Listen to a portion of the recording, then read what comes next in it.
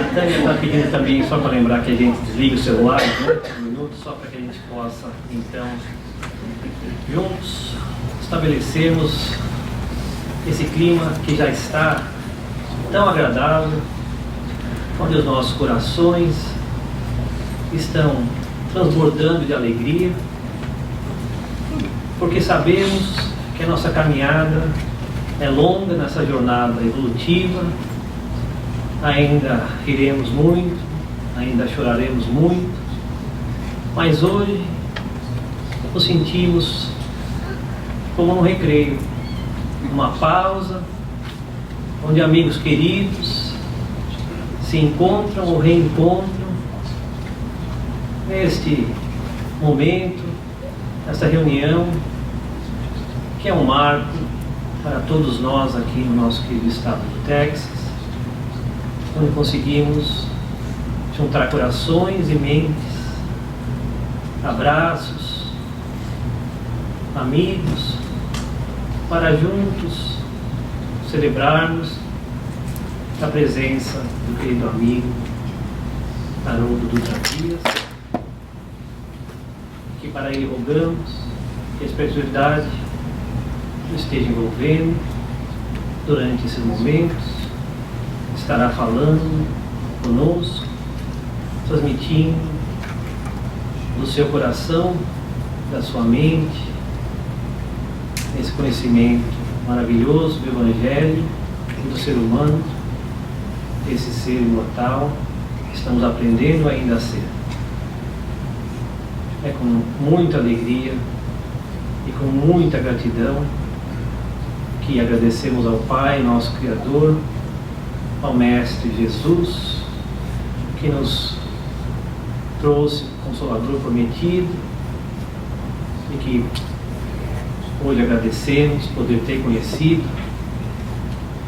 e que esse momento fique nas nossas memórias, nos nossos corações, como um momento que nos sentimos profundamente abraçados pela espiritualidade que aqui está presente conosco, abençoando a cada um e aqueles que nos escutam também de longe.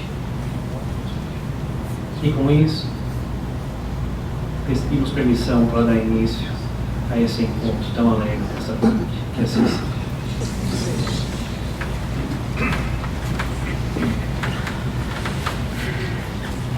Bom, agora, aproveitando essas vibrações fraternas, vamos apresentar o nosso palestrante Haroldo Dutra Dias, que hoje vai trazer a palestra intitulada Quem é Você? Então, Haroldo Dutra Dias é juiz de direito do estado de Minas Gerais, expositor espírita no Brasil e no exterior, tradutor da obra Novo Testamento, editada no Brasil pela Federação Espírita Brasileira, a FEB, a qual foi traduzida diretamente do texto crítico grego, publicada pela UBS, United Bible Society.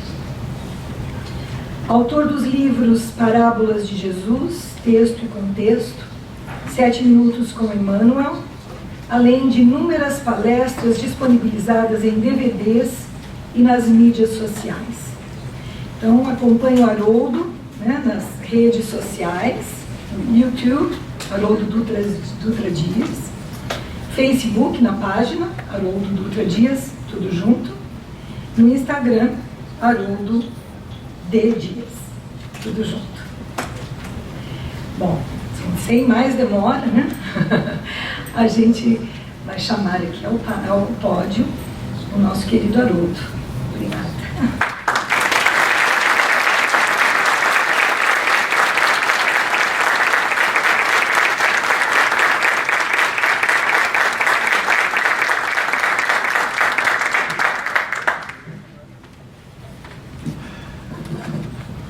Caros amigos e amigas, uma boa tarde para todos.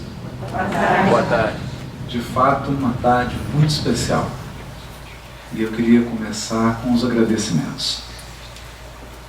O primeiro agradecimento é para a Federação Espírita Norte-Americana, na pessoa da Jussara, me fez esse convite, em que eu me senti muito honrado de poder participar, visitar, dessa vez nesse roteiro, algumas regiões que eu nunca tinha vindo antes. E o Texas é uma delas. Mas um evento dessa importância, que reúne tantos grupos espíritas e tantos corações, não se faz sem a participação de muitas pessoas. Então eu quero agradecer a Fernanda, a Tânia, e em nome delas, a toda uma equipe, a todo um conjunto de pessoas que fizeram muito esforço para que esse encontro se tornasse realidade. Agradecer, por exemplo, ao nosso amigo Daniel Assisi, que deixa esposa, 2 filhinhos, um de 4 meses, para vir aqui participar conosco e traduzir essa palestra. E nós precisamos ser gratos a essas pessoas e a esse esforço. É um momento muito especial para o movimento espírita dessa região. Não somente do estado do Texas, mas dos estados vizinhos e dos Estados Unidos como um todo. Mas hoje também nós vivemos uma outra realidade. E nesse momento, mais de 1000 pessoas estão conosco, nos acompanhando pela internet. Devemos chegar a umas 3.000 daqui a pouco, que acompanham ao vivo. É como se elas estivessem aqui. Elas assistem ao evento, elas veem todos vocês, elas se emocionam e se alegram junto conosco. Isso é muito importante. É o mundo da regeneração que nós tanto sonhamos. Um mundo em que essas fronteiras ficam mais tênues, mais frágeis, e as pessoas podem realmente se reunir em torno de uma causa. Eu quero agradecer a todos que nos acompanham agora pela internet. Também mandar um abraço para minha mãe.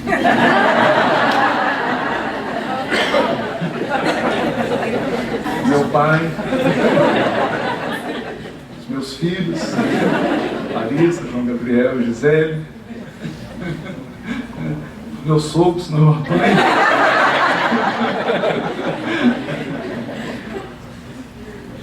Bom, once upon a time, quando eu tinha 17 anos de idade, eu li pela primeira vez o livro Paulo e Estevão. E me chamou a atenção, na verdade, me tocou profundamente o esforço, a coragem, a resistência daquele homem, daquele doutor da lei, daquele judeu, Paulo,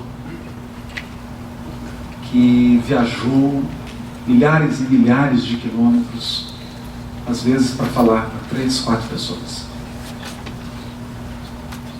E eu não imaginava que a vida iria nos proporcionar um momento como esse. Um encontro ímpar como esse que nós estamos vivendo,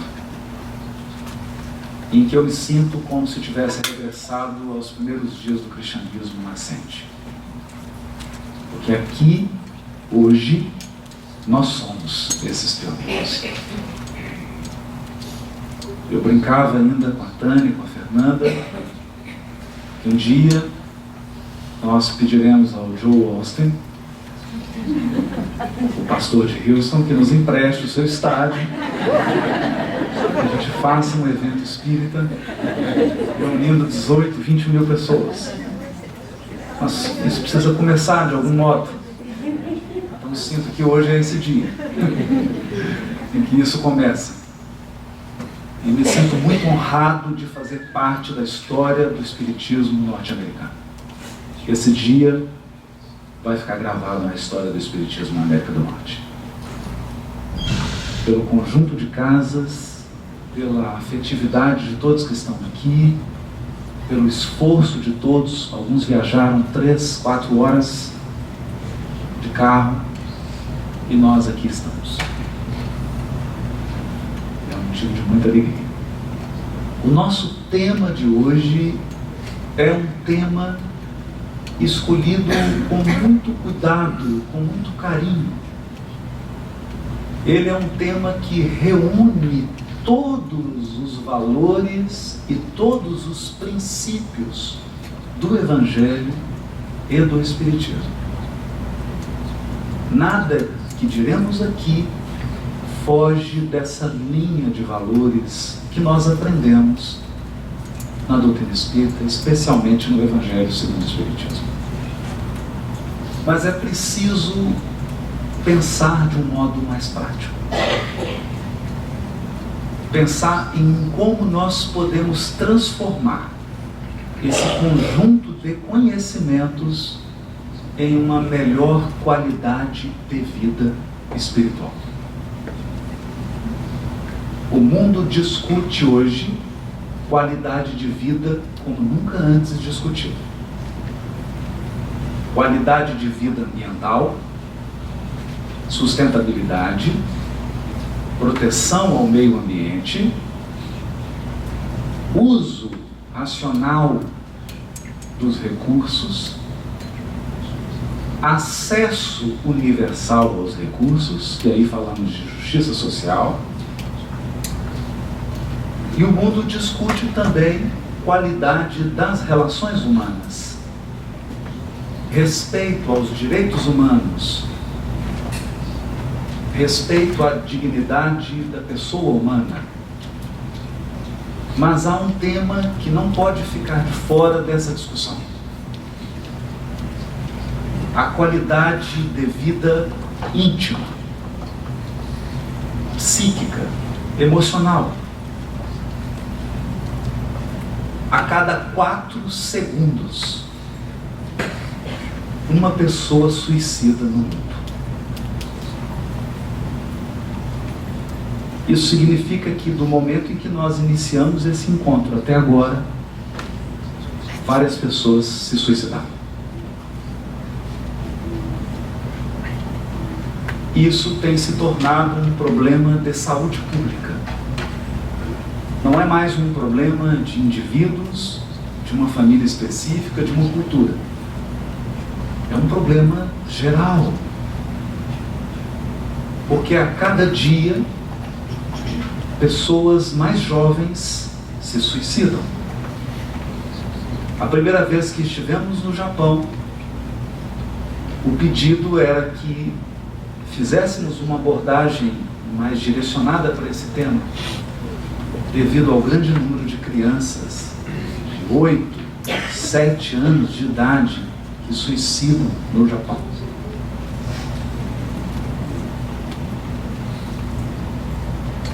Mesmo no Brasil,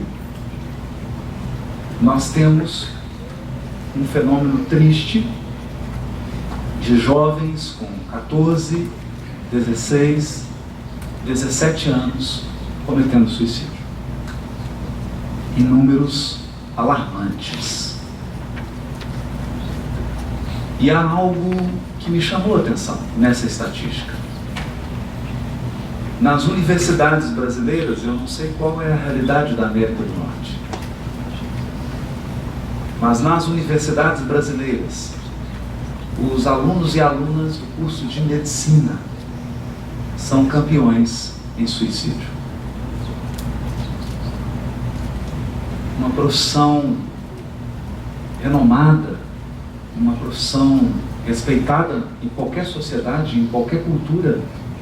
O médico, a médica são pessoas respeitadas, consideradas. Jovens de 20, 22 anos terminam o curso e suicidam. Essa é uma questão séria e importante. Porque esses suicídios começam a acontecer em famílias espíritas. Jovens que passaram pela evangelização da infância, passaram pela mocidade espírita, frequentaram casas espíritas. Alguma coisa nós precisamos aprender com isso. Então, refletindo sobre essas questões, nós fizemos um mergulho em algumas obras da literatura espírita. Claro, sempre partindo da nossa base, que é a codificação de Kardec. E o primeiro texto está no livro Obras Póstumas. Naquela época, Kardec havia recebido uma mensagem dos Espíritos em que ele guardou. Acredito que o teor da mensagem deva ter impressionado o codificador a tal ponto que ele optou por não publicar. Preferiu guardar. Depois da sua morte, o texto foi publicado, juntamente com vários outros, na coletânea conhecida como Obras Póstumas. É uma mensagem ditada pelos Espíritos em 1865, na qual o Espírito descreve as características do mundo de transição. Quais seriam as principais características? Aqui eu falo de medir. Como você mede? Por exemplo, uma coisa que me causa confusão. Eu não sei se está calor ou frio no Texas. Porque todos os termômetros estão em Fahrenheit. Como você mede influencia. Bom, claro que basta sair nas ruas que nós teremos uma experiência direta. Mas você pode pensar em pés, 20 mil pés, e a gente não sabe mais ou menos a que altura está voando. Ou podemos pensar em pounds.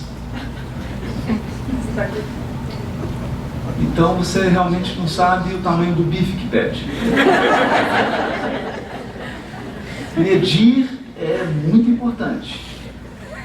Mas para medir nós precisamos de um critério, de uma medida. Como se mede transição planetária?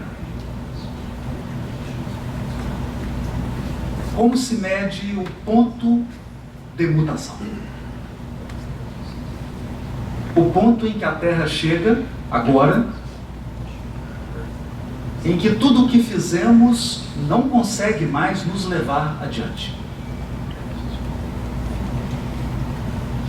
Nós vivemos um tempo dos limites. Nós chegamos a um limite da tecnologia. E acredite, não é mais o software, é a bateria. O problema da tecnologia é a bateria. Como o problema dos veículos é o motor.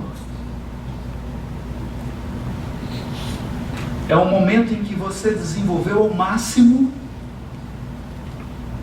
os seus conhecimentos, as suas técnicas, mas não é possível avançar sem aprender coisas novas.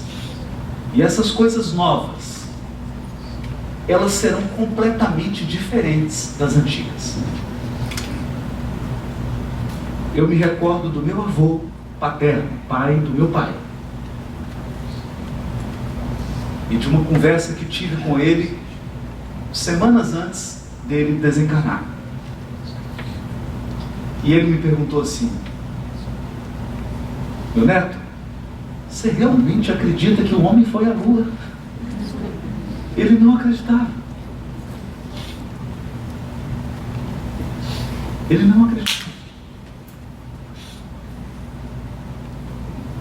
Imagine se ele tivesse presenciado o lançamento do iPhone. Aquilo fugia da percepção, do horizonte dele. Então, nessa mensagem, os Espíritos deram uma métrica Como medir transição planetária? Como medir esse ponto em que a Terra vai dar um salto? Todas as religiões falam desse momento. Por exemplo, o judaísmo fala do Olam Rabá, o mundo vindouro, o mundo que virá. Como medir? E os Espíritos dizem: vocês estão medindo errado. Porque nós estávamos medindo por terremotos,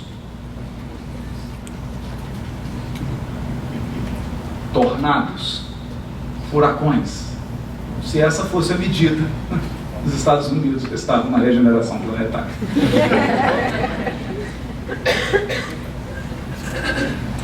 Catástrofes ambientais, questões físicas não medem esse fenômeno. Porque esse fenômeno não é propriamente físico. Ora, o orbe possui a sua estrutura cíclica, terremotos, camadas tectônicas. São fenômenos da natureza. Desde que o mundo é mundo, essas coisas acontecem. E nós nos tornamos muito habilidosos em medir isso.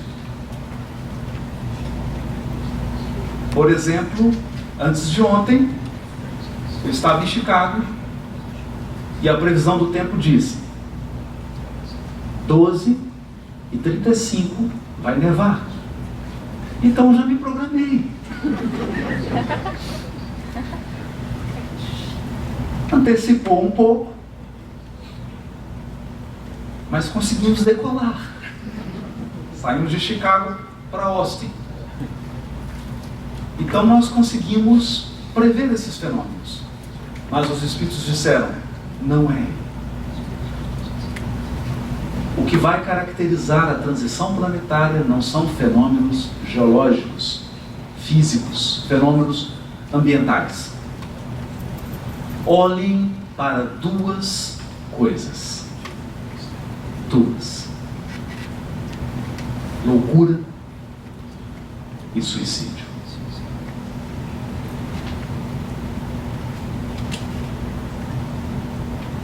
Eu vou tentar adaptar essas palavras.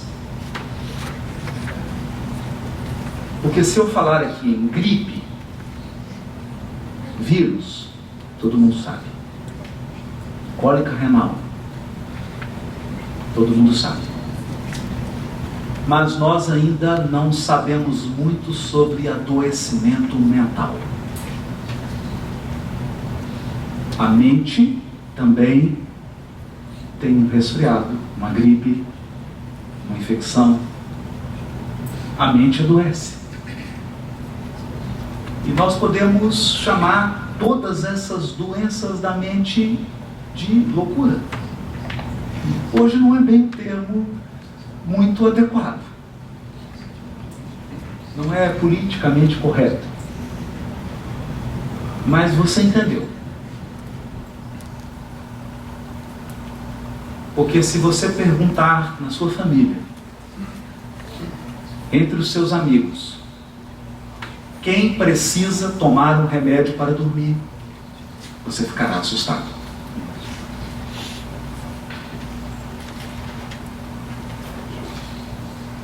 O uso de medicamentos controlados que geram dependência química. Esse uso hoje é gigantesco. Crianças estão sendo medicadas com 7, 8 anos de idade, com um único diagnóstico: hiperatividade. Então, se a criança é mal criada, hiperatividade. Se ela é sem educação, hiperatividade. Se os pais não ensinaram para ela princípios, é hiperatividade. E elas tomam remédios controlados.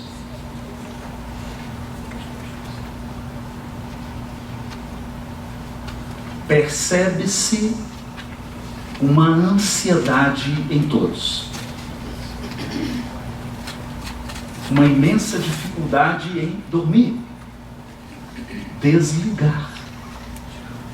E aqui eu falo do WhatsApp.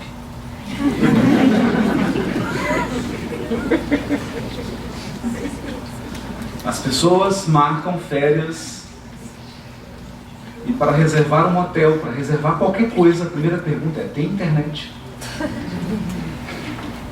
Porque eu não consigo tirar férias e relaxar se não tiver internet.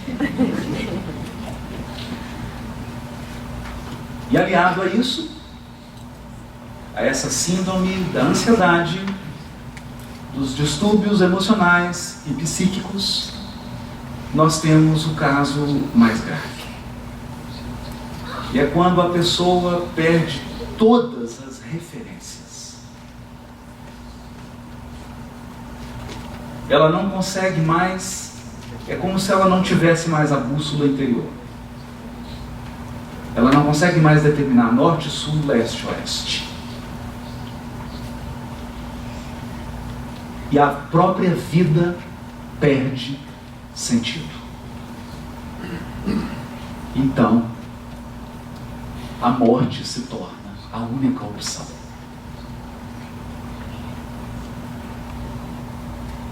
Se nós temos esse conteúdo de luz, que é o Evangelho, à luz do Espiritismo,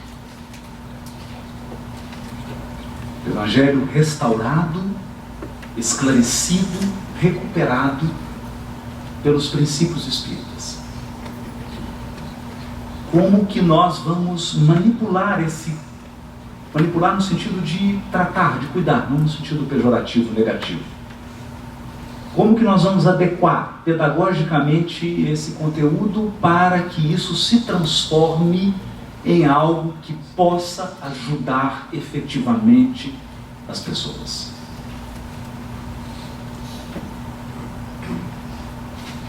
Para que essa mensagem de fato melhore a qualidade espiritual da nossa vida.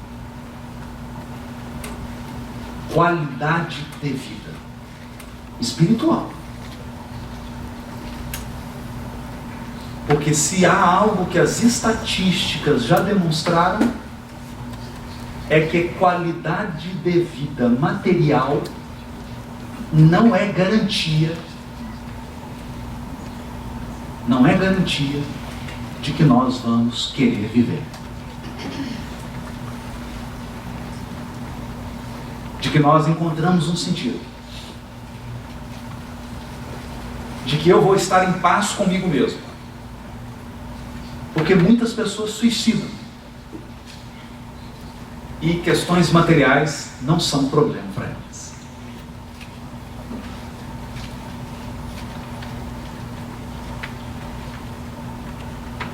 Mas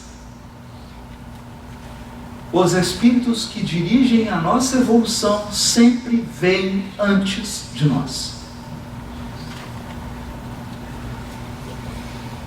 Na década de 80,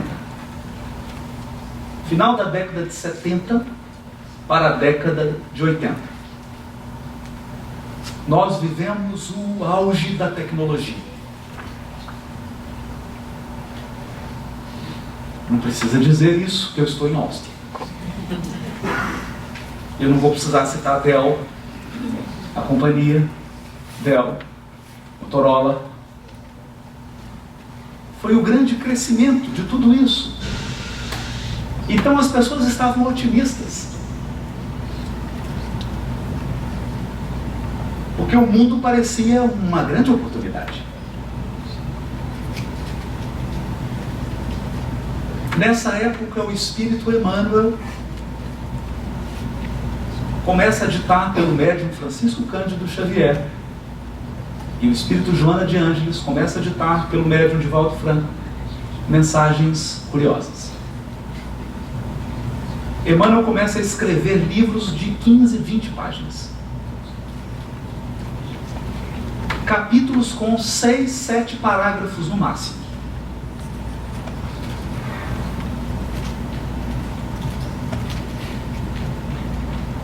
É curioso, porque se você pega esse livrinho da década de 80 e compara com os livros que eram escritos na década de 50, como Paulo Estevão, os romances, eles são diferentes. E os livros tinham títulos diferentes também. Coragem, calma,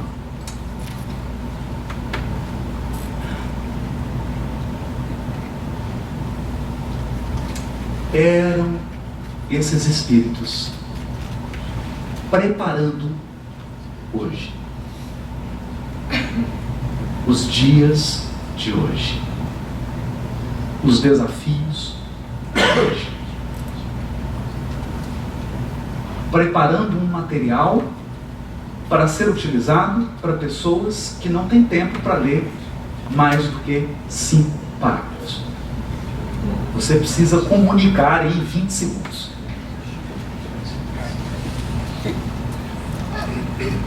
Eu vou dar um exemplo.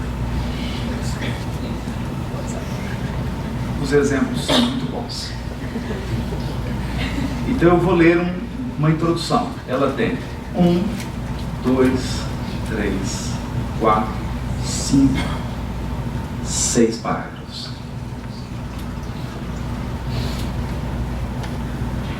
E tem 30 anos que eu estou estudando para entender. 6 parágrafos. É a introdução do livro Pensamento e Vida.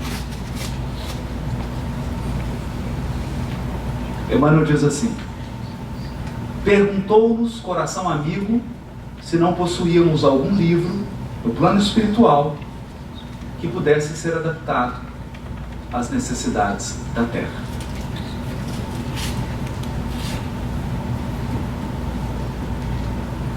Certo? O que me chama a atenção aqui é que eles escrevem e produzem materiais adaptados às necessidades. Eles estão dando a dica. E nós já fazemos isso aqui. Vocês estão esperando o quê? Algumas páginas que falassem ao espírito dos problemas do espírito. Falassem para o espírito dos problemas do espírito.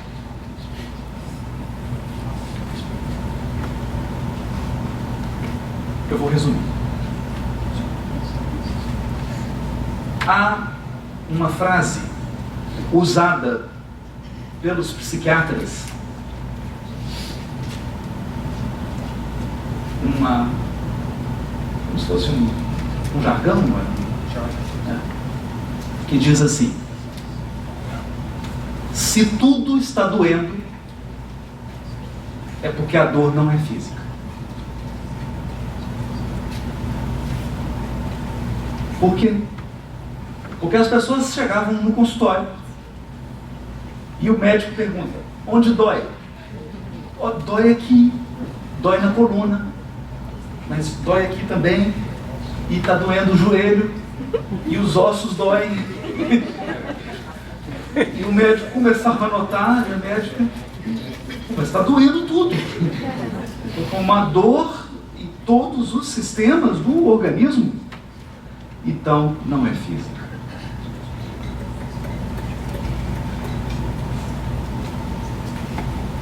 Isso nos mostra que não adianta você trazer uma solução física para um problema que é espiritual.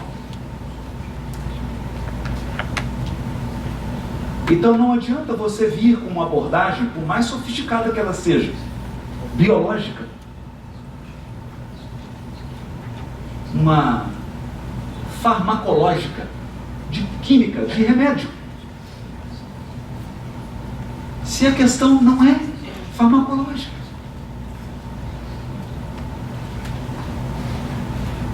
Então, nós chegamos nesse limite.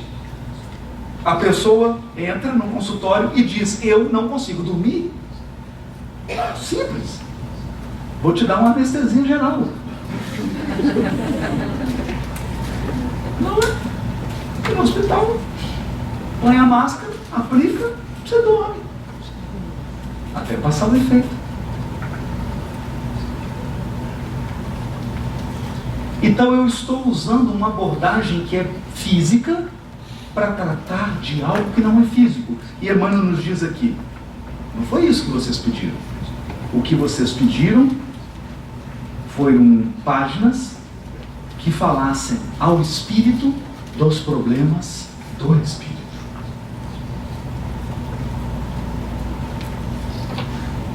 Então hoje, os problemas que nós vivemos são problemas do espírito.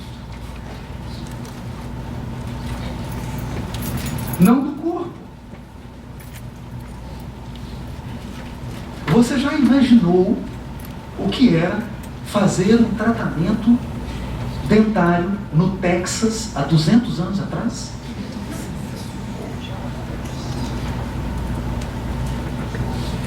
Você já pensou nisso? Então nós avançamos muito.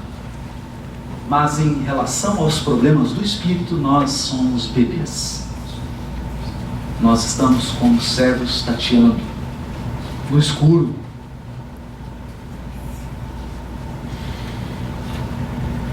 O primeiro ponto, então, já que o tema da palestra é quem sou eu ou quem somos nós?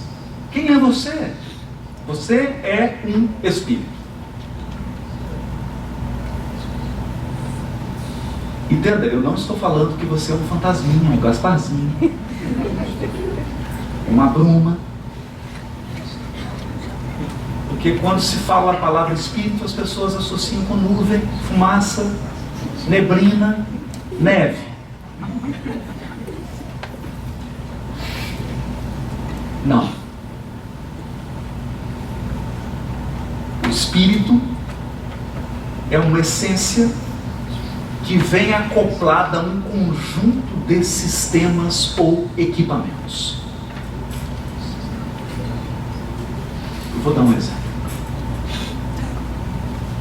Eu estava no Paraná, fazendo uma palestra, de repente apoiei na perna esquerda e tive que voltar.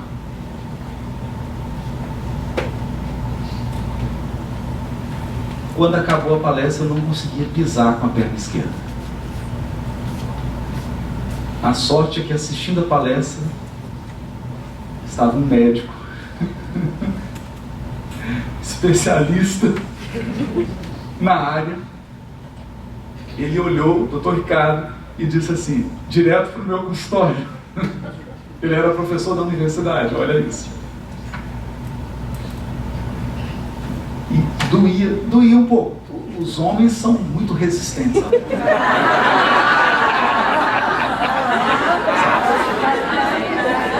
Você.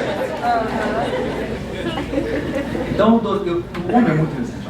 Por exemplo, para que as mulheres possam entender, por exemplo, um resfriado para um homem é como a dor do parto. Então eu olhei para o Dr. Sérgio Viana e ele olhou e disse para mim assim, você rompeu o menisco. E era curioso, porque as pessoas chegavam, né, e falavam assim, o que aconteceu com você? Rompeu o menisco? Eu não sabia que você jogava bola, era jogador. Eu falei, não, rompi fazendo uma palestra. Não é? As pessoas não entendiam isso, né?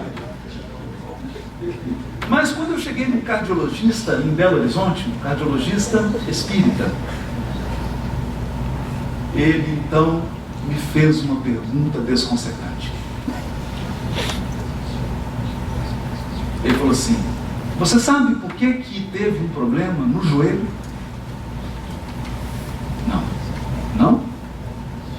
Você sabe por que você tem um joelho?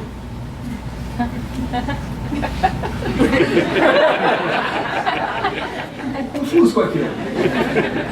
Você sabe por que você tem um corpo, Alô? Por que o seu corpo tem braço, pernas, joelho? Por que o seu corpo não é uma bola? Uma esfera? Por que o seu corpo tem pernas, braços? O Oswaldo, ele Eu falei, doutor, eu nunca pensei nisso. Está mais parecendo uma sessão de psicoterapia. Ele falou, porque cada parte do seu corpo físico reflete e expressa no mundo material uma função psíquica.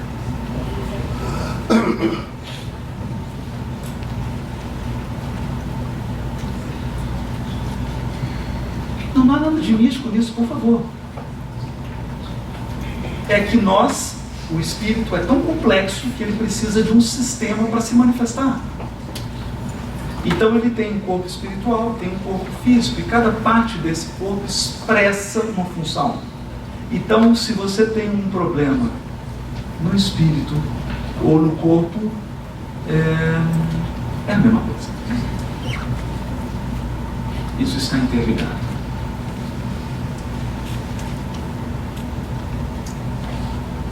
Eu fui fazer um exame pré-operatório e a sessão acabou se tornando psicoterapia. Eu, no final, perguntei, quanto que é a consulta psiquiátrica? Porque ele começou a dizer certas coisas e eu percebi que a ruptura do menisco não era bem uma questão apenas de joelho. Tinha mais coisas.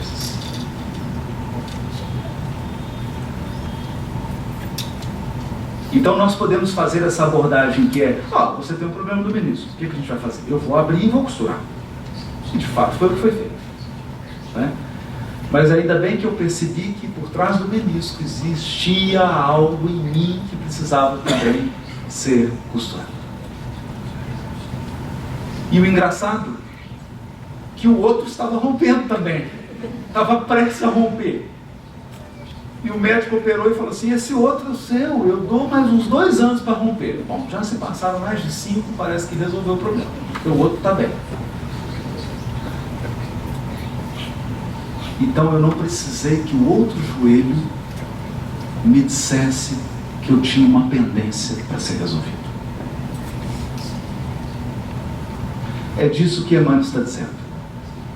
Um livro que fala ao espírito dos problemas do espírito. Até que horas nós temos? Algo leve e rápido. É hoje, né? Não é? As pessoas querem algo leve e rápido. Leve e rápido. Um Instagram espiritual. Que condensasse os princípios superiores que nos orientam à rota. Condensassem os princípios que nos orientam à rota. Quais princípios nos orientam à rota? Você não é seu corpo. Você não é seu corpo. A vida não cessa. A morte é apenas o jogo escuro das ilusões. Então vai chegar um momento e, acredite, eu não estou desejando mal a você, mas você vai morrer. Em que seu corpo vai esgotar a função e a utilidade dele e vai ficar algo que antecede ao corpo. Algo que é muito mais poderoso, que é muito mais fundamental. E se você quiser então uma justificativa bíblica, eu posso citar uma tradição judaica. No primeiro capítulo do livro Gênesis, Bereshit, está escrito que Deus foi criando tudo com a palavra. Então era tudo Wi-Fi. Ele dizia, faça-se a luz. Era tudo automatizado. Não é? Então ele diria, Siri, faça a luz. Não é? Faça. Tem Alexa. Alexa, cria o sol e as estrelas. Sol e estrelas. Não é? E foi tudo com a palavra, falando. falando, ele foi criando, falando, apenas com a palavra. Olha, eu já estou falando há meia hora, e nós podemos ficar falando aqui, claro, só os brasileiros, que o americano não vai ficar, por mais 6. E você pode falar um dia inteiro. Aliás, tem pessoas que nasceram, começaram a falar, e elas realmente não vão parar, né? Não há pausa. Mas quando Deus, na literatura, havia formado o ser humano, o corpo estava pronto, estava tudo pronto. Esse equipamento espetacular, essa máquina da engenharia extraordinária, estava pronta, formada. Ele então soprou o espírito da vida. O espírito soprou. Por que soprou? Você já experimentou soprar por meia hora sem parar? Claro, não é possível. Você pode falar 24 horas seguidas, sem dar pausa. Mas você não consegue soprar por muito tempo. Então significa que quando o Criador colocou o Espírito, ele deu tudo de si. O Espírito é o máximo da obra divina. Criar um Espírito exige potência máxima de Deus. Porque o Espírito é criativo. O Espírito cria. Ele é uma potência.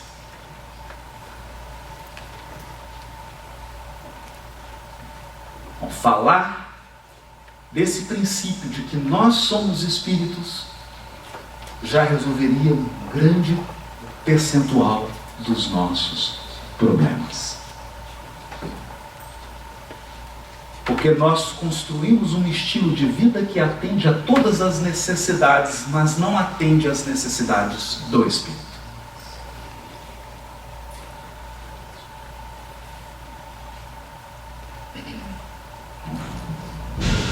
Prossegue, Emmanuel. Lembramos-nos então de uma singela cartilha falada. Então, esse livro aqui, que eu estou lendo, Pensamento e Vida, não é um livro. É uma cartilha, é um audiobook.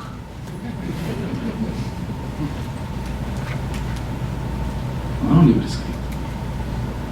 Ele falou, me lembrei dessa cartilha falada, que nós dispomos aqui em nossas tarefas. Nós temos aqui esse material oral, essa palestra, que foi gravada no YouTube. Em nossas tarefas junto aos companheiros em trânsito para o berço. Ou seja, um material oral para quem vai reencarnar.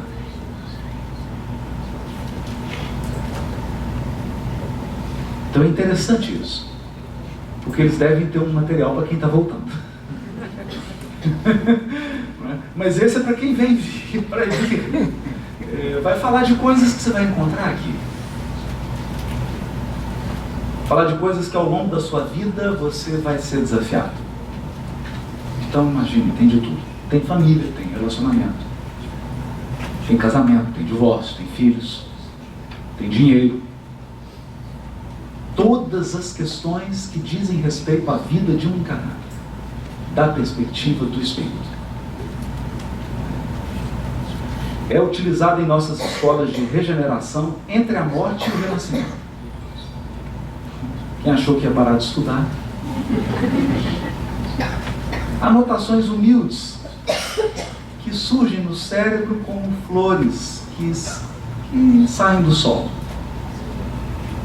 sem pertencerem no fundo ao jardim que as recolhe. Isso é bonito, hein? Porque às vezes a gente tem uma ilusão de que as ideias são nossas. Eu tive essa ideia. Eu criei isso. Então, quando eu criei, até Deus falou assim: por que eu não pensei nisso? Não é?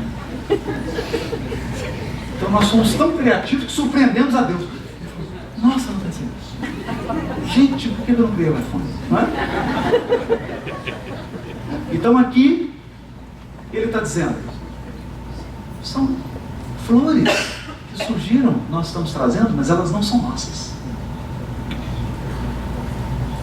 Porque quando nós somos criados, já encontramos a casa pronta. O universo está feito. E se você olhar um pouquinho mais distante, você acredita que existem galáxias que estão a bilhões de anos-luz de nós? Significa que a luz saiu dessa galáxia e o que você está vendo aqui hoje saiu de lá. Você era um princípio inteligente no mineral.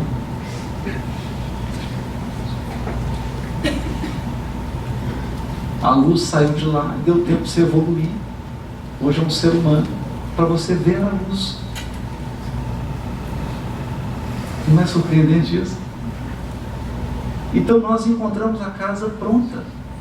Nós estamos apenas investigando, examinando, descobrindo, não propriamente inventando.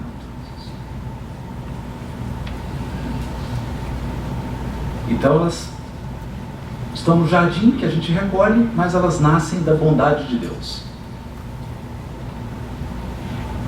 Esses princípios que ele vai abordar nascem da bondade de Deus. E aí ele fala: vou adaptar aqui o máximo possível ao que vocês podem suportar. Nós chamamos ela no mundo espiritual de pensamento e vida.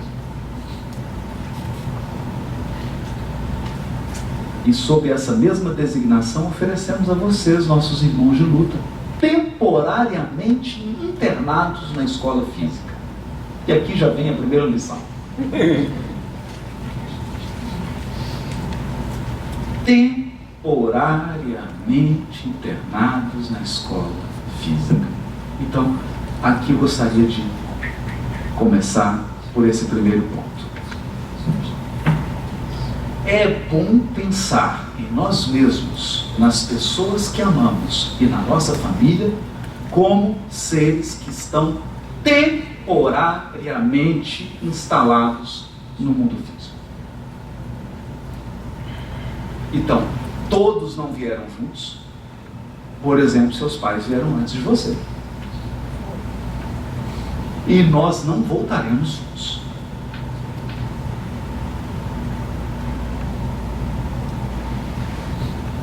E essas questões não são ensinadas na escola. Nós não aprendemos isso.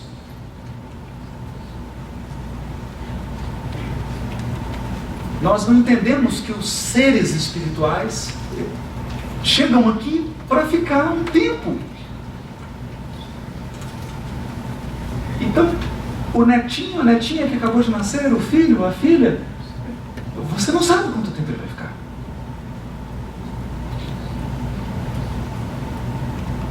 Você não sabe quanto tempo você vai ficar.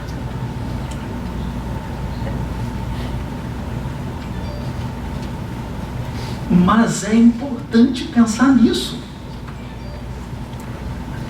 Por que é importante pensar nisso? Porque nós falamos sobre preservação da água. Nós falamos sobre preservação do meio ambiente.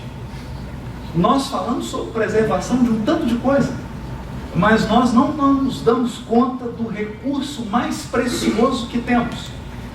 E usamos esse recurso como se ele fosse nada. O tempo.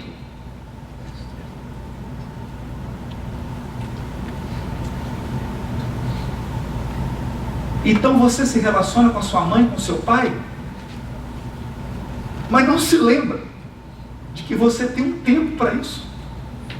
Essa relação tem um tempo. Ao menos nesse formato.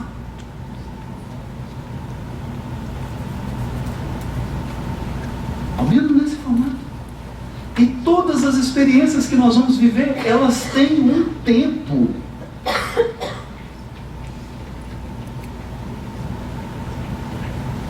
No inglês tem umas expressões que são boas, né? Elas são...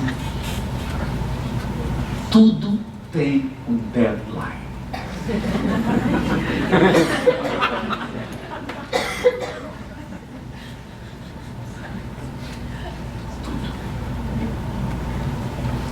E a gente sai por aí vivendo e ensinamos os nossos filhos e até damos aula de evangelização e não ensinamos deadline.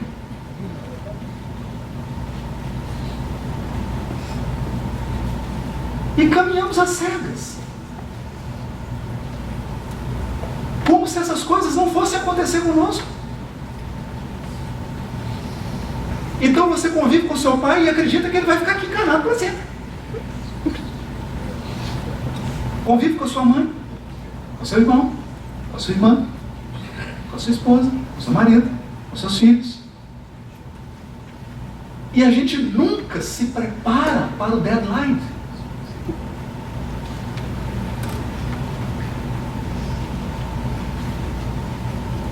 E acreditem, essa falta de planejamento, esse despreparo para essa dinâmica da vida cria muita ansiedade, muita angústia nas pessoas.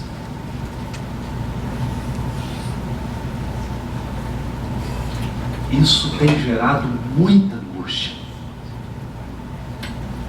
Muita angústia.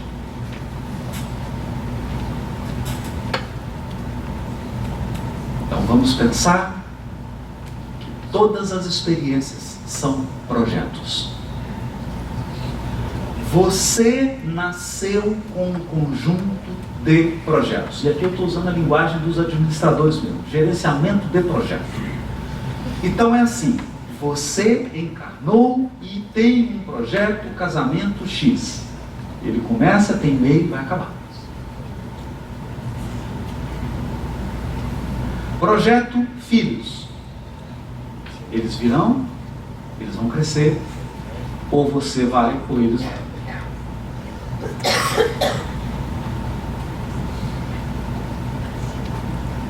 Oh, mas nós espíritos somos eternos. Os espíritos são eternos, mas os projetos não. Os projetos não. Aliás, eu preciso dar uma notícia. A própria Terra tem um deadline. Mas fiquem tranquilos. Isso ainda vai demorar muitos milhões de anos, dá para preparar, tranquilo. Mas a própria Terra tem um deadline.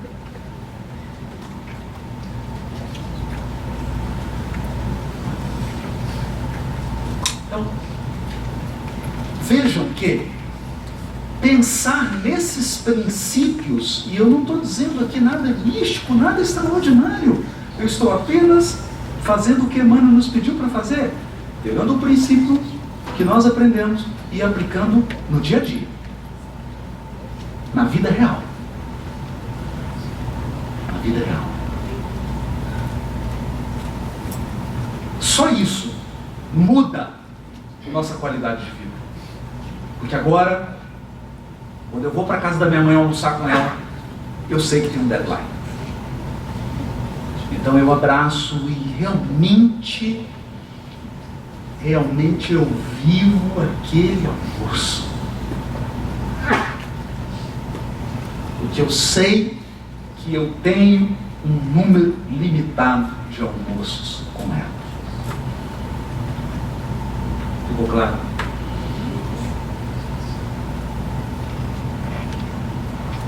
Isso é qualidade. Isso não é desespero. Para muitas pessoas isso é um desespero, mas isso, entenda, não importa a reação que você tenha a isso, isso é assim. É como alguém dissesse assim: olha, eu não gosto do sunset. Não gosto de sunset. Ok? Todo dia. Atenção, sério.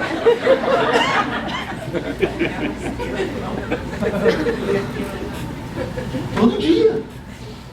Então, se você lida bem com isso ou não, I'm sorry. Então, eu estou dizendo de algo, de um princípio, que ele vai acontecer, quer você goste, lide bem, não lide bem, porque então é melhor lidar bem. É melhor lidar bem com isso. Viva como um espírito imortal. Saiba, você é imortal. E o seu amor é imortal. As pessoas que nós amamos vão viver para sempre. Esse é um outro princípio maravilhoso. Mas os projetos têm deadline. Nesse formato, nessa configuração, tem tempo. Então você tem um tempo de Texas.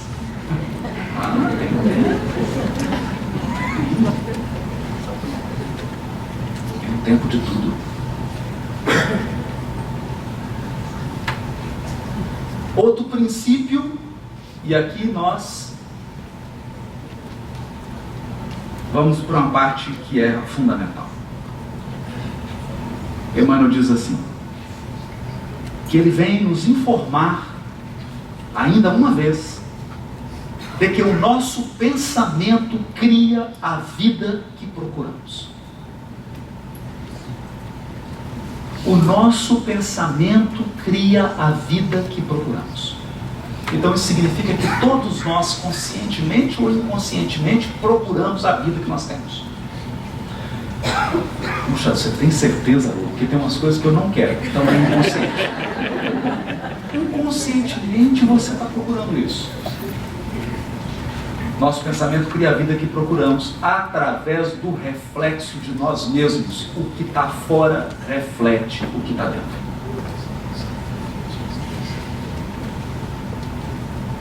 E nós ficamos aí décadas, 50, 70 anos, 80 anos da nossa vida tentando resolver o que está fora. Basta você consertar o que está dentro. Isso é fundamental, porque não teria sentido eu vir aqui falar de doutrina espírita, falar de evangelho à luz do espiritismo, se eu não disser que a tarefa é dentro. Você corrigiu aqui dentro, muda fora.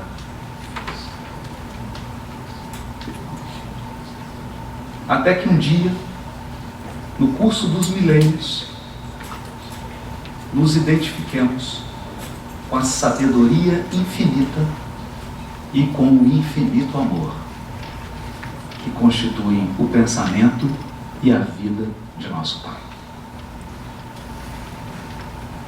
A vida de Deus é o infinito amor. Por quê? Porque o pensamento dele é a sabedoria infinita.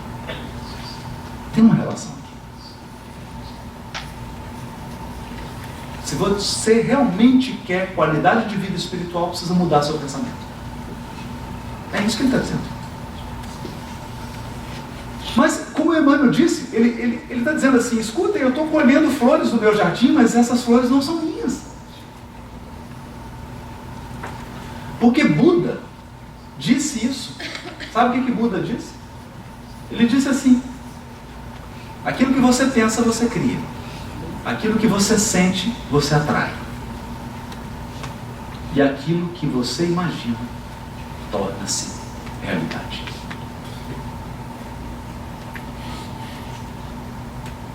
Pro bem ou pro mal.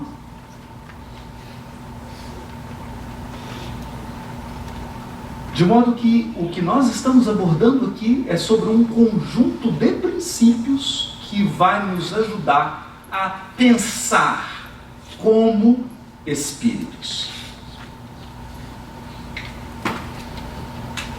Entende? Então, é desafiador. Eu olho para o meu filho de 13 anos. Eu olho para ele. E tem uma tentação enorme de achar que ele é o corpo dele de 13 anos. E eu fico tentando enquadrar ele dentro daquele corpo de 13, mas às vezes ele fala coisas que não são de pessoas de 13 anos. Ele fala coisas que não se encaixam. Por exemplo, eu estava no trânsito, muito nervoso, a pessoa me deu uma fechada. Aqui não tem esse problema de trânsito, mas onde eu vivo, eu estava dirigindo, a pessoa me deu uma fechada, e eu então esqueci que eu era espírita. Eu baixei eletronicamente assim o vidro. A pessoa parou do lado e eu reuni aquele conjunto de experiências ao longo da evolução primitiva.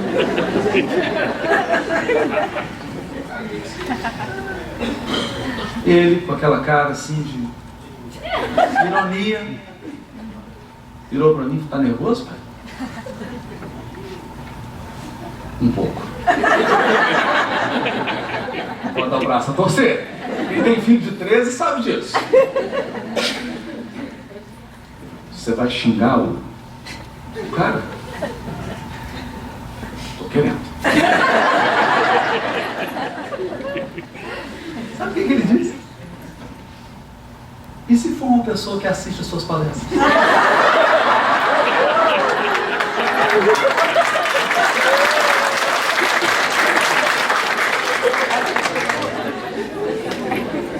Aí eu tô desmoralizado.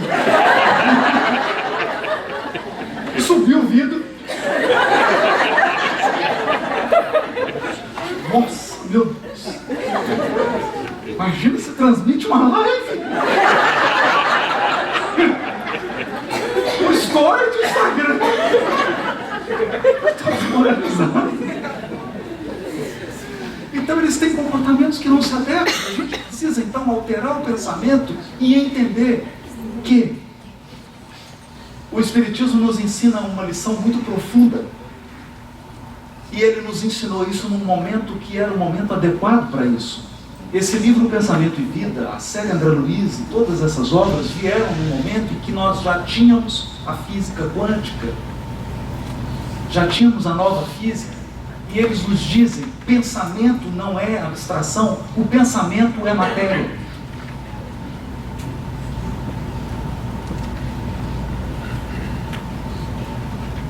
Ele atua. Não venha perguntar os detalhes, quem dera, se eu soubesse. Estaria aqui em Austin com uma startup. Startup de inteligência artificial. Mas o pensamento atua tanto que ele embola os músculos do seu corpo. Você pode ficar com um torcicolo porque está tenso. Não é? Então o pensamento é algo concreto. E o pensamento aqui, ele é uma reunião das nossas emoções, dos nossos sentimentos, das nossas ideias, daquilo que nós escolhemos pensar. Acontece que o pensamento é Wi-Fi compartilhado.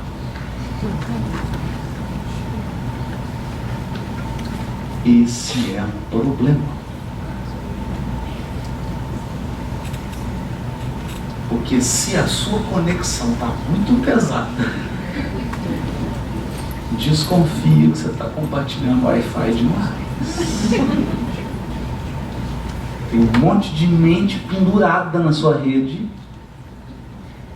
e as coisas vão ficando pesadas. Você começa a ter ideias repetitivas, obsessivas. Você sempre está nos mesmos estados emocionais, não importa o que aconteça.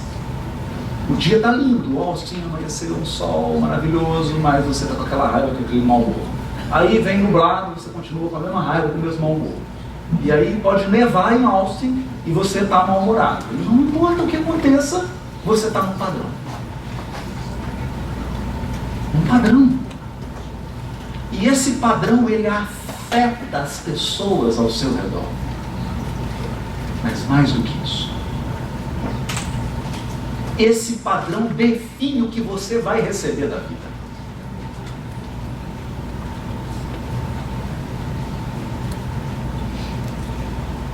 E aqui é o ponto. Porque eu olho para esse local e eu vejo que ele tem várias entradas e saídas. Ele tem uma porta ali, tem outra ali, tem 3 janelas. A questão é que às vezes nós entramos num processo mental em que você só tem uma porta. Então as coisas só entram e saem por aquela porta. E você fica fixado numa atitude, numa postura. Por exemplo, quando alguém te magoa e te ofende profundamente, você entra no padrão da mágoa e do ressentimento. Nada mais chega em você. Não importa se a pessoa que te ama fez o bolo ou a comida que você gosta, porque você não tem tempo de pensar a não ser na pessoa que te magoou.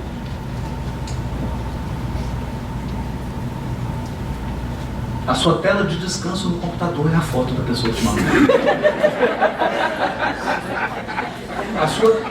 O seu celular tem a fotografia dela. Você vai assistir CNN, é a imagem dela que aparece. E mesmo quando você estava assistindo o programa da Oprah, você não via a Oprah, você via a pessoa. E o seu pensamento é aquilo. Então você está conectado. Você está conectado àquela experiência, você revive aquela experiência passa a ser sua vida. Porque o pensamento cria a vida que procuramos.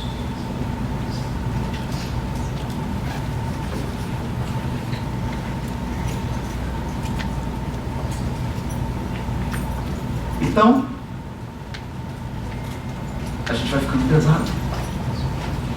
Pesado, eu digo de um jeito não em palmas. Eu digo pesado no sentido espiritual. E aí não adianta você vir para o lago aqui, para lá, fazer caminhada, correr. Você quer realmente uma caminhada fitness? Caminha a segunda milha. Se alguém te obrigar a caminhar uma milha, vai com ele 2. Esse é o maior programa fitness espiritual que já foi trazido ao mundo. Foi por Jesus. Caminha a segunda milha.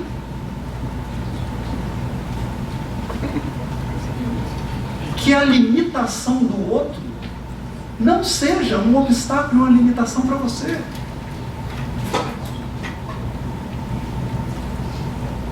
Não fica me exigindo isso, faz 3 vezes mais, acabou.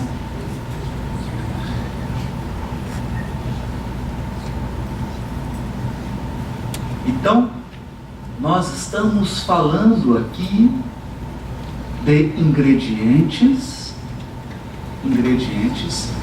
que nos alinham.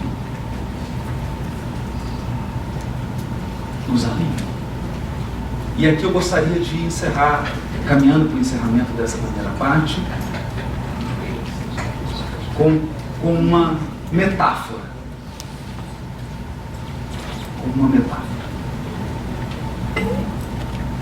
Você sabe como uma aeronave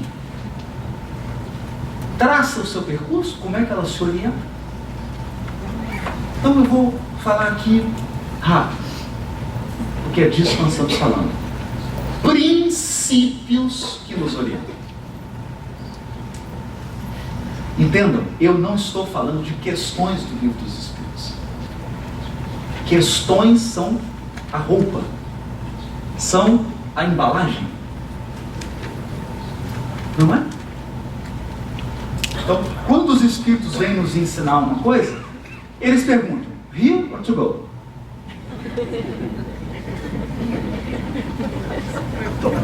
Se for here, é o princípio direto. Se for to go, eles colocam numa questão, num livro, numa página. É uma embalagem para você levar. O problema é que a gente leva para casa e fica com a embalagem e não pensa no princípio. Então o avião ele faz assim, ele tem uma referência. Se se nós perdemos essa referência, nenhum avião mais consegue fazer nenhum trajeto. Essa referência é o norte.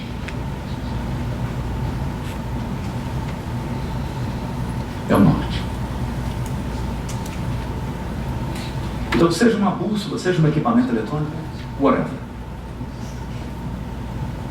tem norte. Então você calcula, eu vou sair de Austin e vou para San Diego. Eu coloco o norte e vejo quantos graus da posição que eu estou, de onde eu estou, eu aponto para o norte e vejo San Diego, tá para cá ou para lá? Para lá. Quantos graus? Traço os graus e fixo a direção.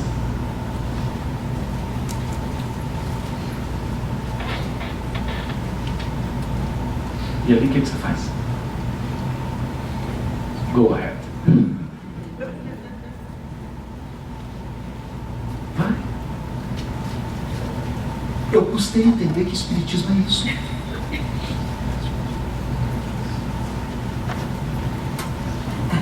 Isso é o espiritismo. Então o espiritismo chega pra gente e diz assim: ei, vem cá, vem cá. Qual é a data do seu nascimento? Ah, meu, 20 de setembro de 71. Ok, qual é a data da sua morte? Aí toma. Ele fala: você não sabe, eu sei.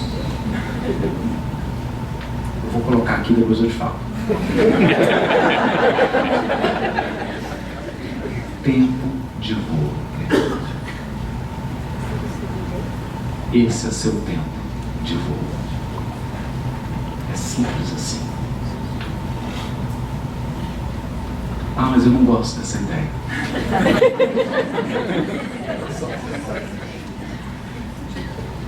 Nenhum dos seus ancestrais gostava. Ninguém gosta dessa ideia. E o que isso muda? Nada.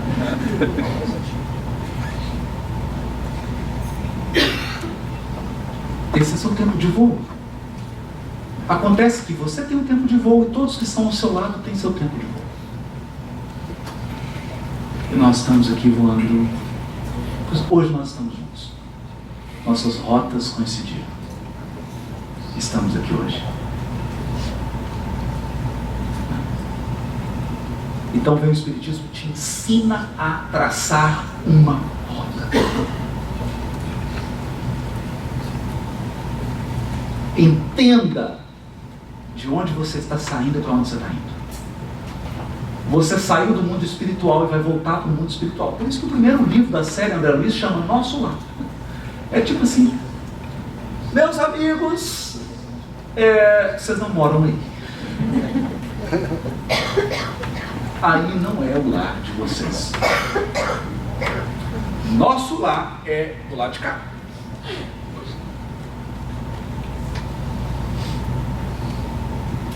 Então, é difícil pensar nesse paradigma. Hoje a pessoa pergunta: onde você mora? Atualmente eu estou em Belo Horizonte. Temporariamente internado em Belo Horizonte.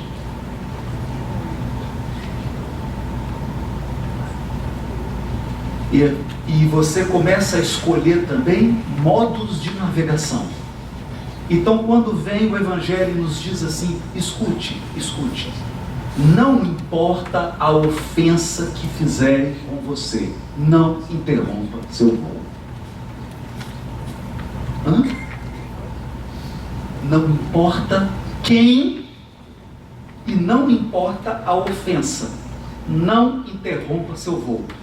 Meu Deus, mas isso é muito difícil. Qual que é o nome disso? O nome disso é perdão.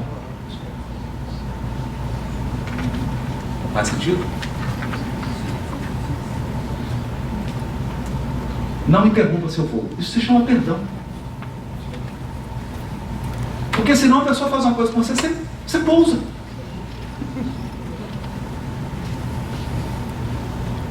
Ah, fulano me magoou.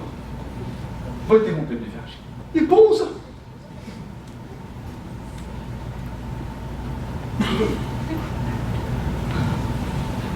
Não é? E vem a doutrina espírita diz assim: escuta, presta atenção numa coisa. Nós vamos passar por turbulências. Coloque a máscara primeiro em você. Então eu sei que muitos já estavam aqui. Nossa, meu marido podia estar aqui ouvindo essas coisas. Coloque a máscara primeiro em você. Depois ajuda o outro.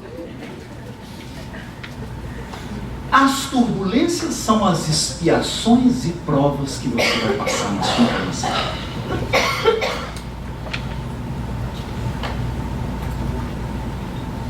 Tem uma história, ela é engraçada e ela é emocionante ao mesmo tempo. Em Minas Gerais, em uma cidade chamada Ituiutaba, Triângulo Mineiro, nasceu alguém que recebeu o nome de Jerônimo Mendonça. O Jerônimo era um atleta, bonitão, forte, gostava de fazer exercícios físicos, né? E vaidoso. E o Jerônimo, então, musculoso, forte, olhava para o espelho e falava assim: eita, Tarzan, você tá bonito. Na época era o filme do Tarzan, que fez um sucesso, aquele Tarzan antigo, né? Tão forte era assim, mas ok. Pra época, né? Hoje, nos tempos de Thor, ele era bem fitness, né? Falou o Tarzan, eu cheguei: ô Tarzan, você tá bonito, ali bonito teu tal. E um dia uma pessoa levou ele num grupo espírita das antigas. Os grupos espíritas que tinham reunião mediúnica na reunião pública. Imagine!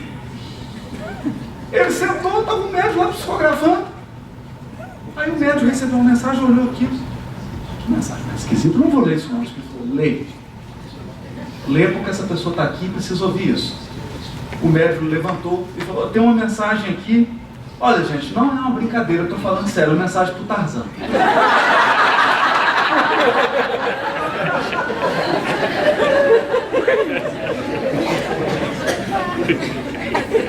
O Jerônimo levantou.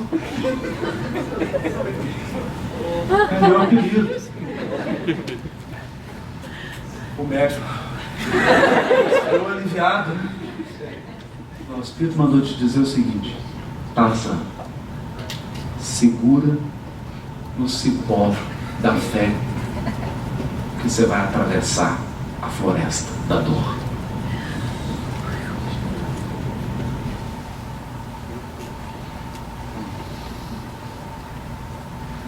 Pouco tempo depois, ele estava tetraplégico. Era um gigante deitado. Esse era o apelido dele. Eu nunca vi uma pessoa tão alegre na minha vida. Depois você pesquisa no YouTube, Jerônimo Mendonça. Eu nunca vi uma pessoa tão alegre. Uma vez uma repórter, uma moça, entrevistando ele, perguntou: Jerônimo, o que é felicidade? Ele falou: para mim é virar de lado.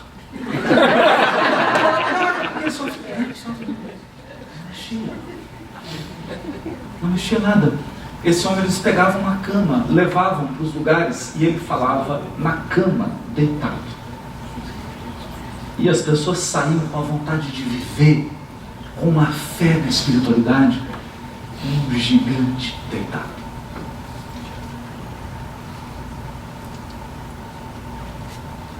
Imagine isso. Então é alguém que escolheu um tipo de rota, mas principalmente um modo de navegar. Então eu digo para as pessoas, muitas estão acompanhando, muitas às vezes pensando assim: puxa, Haroldo, eu estava com vontade mesmo de suicidar, por favor, não faça isso. Porque não há voo sem turbulência. Não há voo sem turbulência. Você vai passar por turbulência. Algumas você vai ficar apavorado. Algumas você fala assim: agora foi, agora eu... agora já não. E vai passar. As mais difíceis são as expiações. E as turbulências mais leves são as provas. Mas Haroldo, o que eu faço? O que você faz? O que qualquer piloto faz? Mantenha o rumo. Mantenha o rumo. É só isso que você tem que fazer. Mantenha o rumo. Então o Espiritismo veio para nos dar isso, para nos dar essa dimensão de que nós temos um rumo, nós temos uma rota. E principalmente, Carl Gustav Jung, o grande psiquiatra suíço, dizia: o sentido torna suportável uma grande quantidade de coisas. Talvez tudo. O sentido. Porque você passar por uma experiência de dor sem sentido, se você não tem um sentido, é desesperador. Por isso o Espiritismo é o consolador prometido, porque ele traz sentido, ele não tira dor. Ele não promete um voo de Air Force One.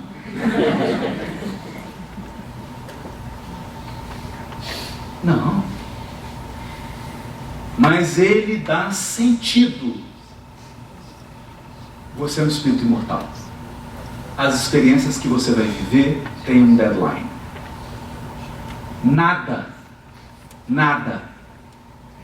que acontecer com você vai tirar de você a imortalidade.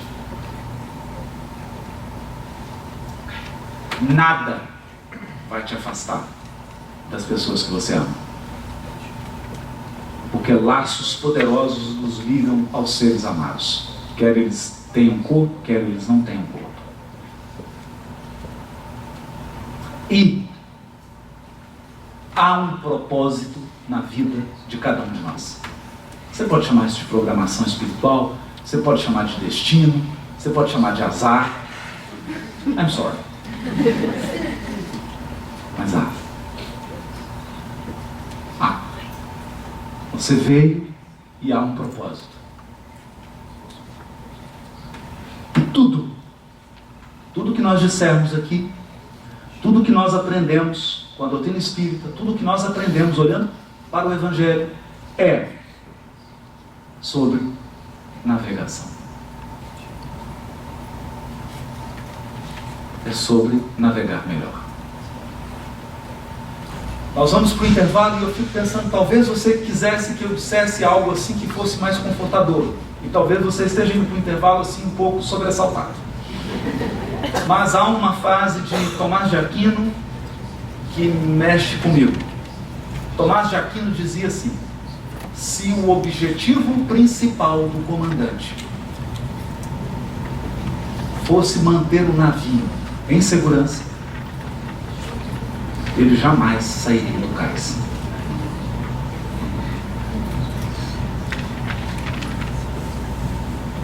Viver não é seguro.